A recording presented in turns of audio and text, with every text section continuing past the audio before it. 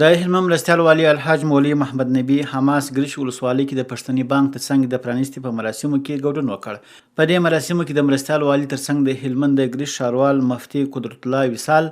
د افغانستان بانک رئیس الحاج فاروقي مولوي اغا صاحب، د هلمند مستوفي الحاج مغیره صاحب، د ګرشک ولسوال الحاج معاون شرافت صاحب، امنیه قومندان حاجي یاسر صاحب، استخباراتو مدیر ساجد مولوي صاحب، د سویل لویدیځو لپاره د پښتني بانک عمومي رئیس عبدالغني نورزاد، د ګرشک څانګې مدیر محمد عثمان فرحات او ګڼ شمېر نور مسؤلینو، تجاران او عوامو ګډون کړی و. د قرآن عظیم الشان تر تلاوت وروسته د یادې څانګې د اهمیت ولسونو ته د سهولت، اداري او بانکي چارو پیاوړتیا، چټکتیا او اړوند نورو مسایلو په تړاو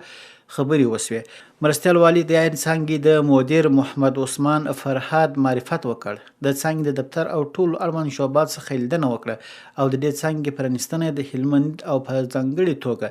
د ګرشک ولسوالۍ لپاره مهم اقدام وګڼي. د ده په خبره چې له دې سره به د معاشونو د پر وخت ورکولو، شفافیت، خدمت او نور اړوند برخو کې لازمي اسانتیاوې رامنځته شي.